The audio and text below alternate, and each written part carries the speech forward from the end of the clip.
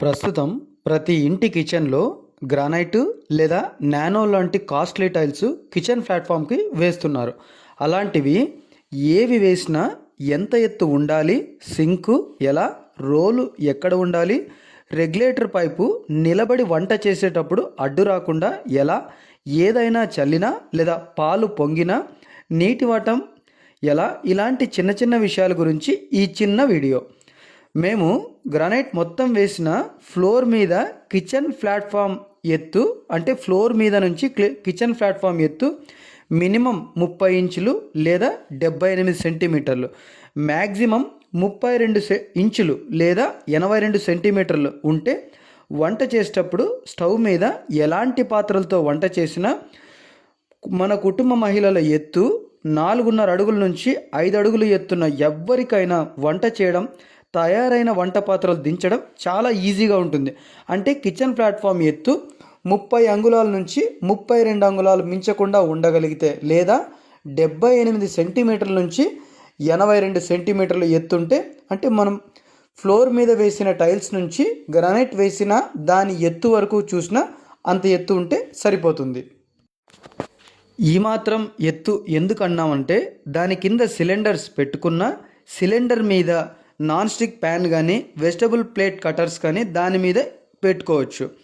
Regulator pipe round షేప్లో, అంటే ఏమాత్రం అది కిచెన్ ప్లాట్ఫామ్కి ముందు కాకుండా కార్నర్లో ఆ పైప్ పట్టేంత రౌండ్ షేప్ హోల్ వేసాం. ఇలా వేయడం వలన, రౌండ్ షేప్ హోల్ ఉండడం వలన పైపు మనకు ఏమాత్రం ముందు అడ్డు రాదు. సింక్ విషయానికి వస్తే 24x18 హ్యాండ్మేడ్ వేసాం.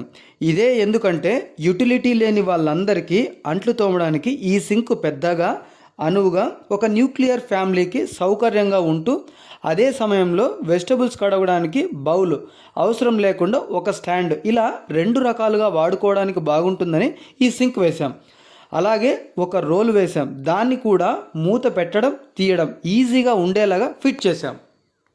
ఈ రోలు ఎందుకంటే ఎప్పుడు పవర్ ఉందని దాన్నే నమ్ముకొని దానికోసం వెయిట్ చేయకుండా, దాని ద్వారా నడిచే ఎలక్ట్రానిక్ వస్తువుల మీద ప్రతిసారి ఆధారపడకుండా, స్కూల్కి వెళ్ళే పిల్లలకి లంచ్ బాక్స్కి ఆలస్యం అవ్వకుండా లెమన్ రైస్ కోసం పచ్చిమిరపకాయలు, టీ కోసం అల్లం, పాయసం కోసం యాలకులు, బెల్లం అలాంటివి దంచుకోవడం కోసం అత్యవసరమైతే ఇబ్బంది అని ఈ రోల్ కూడా ఫిట్ చేశాం.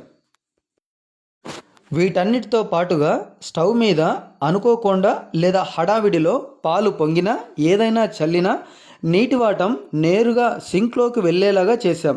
అలాగని ముందు భాగంలో నీళ్లు చల్లినా ముందుకు రాకుండా, అంటే మనం బట్టల మీద పడకుండా ఒక 3.5 సెంటీమీటర్లతో వెడల్పుతో కిచెన్ ప్లాట్ఫామ్ మొత్తం అరాల్డేట్తో గ్రానైట్ పీసు అతికిచ్చాము.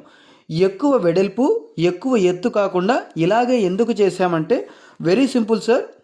జొన్న రొట్టెలు, చపాతీలు చేసేటప్పుడు చేతి మణికట్టుకున్న గాజులు లేదా వాచ్, అవి చేసేటప్పుడు ఆ గాజులు పగిలిపోవడమో, ఆ గడియారానికి ఇబ్బంది కాకుండా ఉండడం కోసమే ఇది అతికిచ్చాం.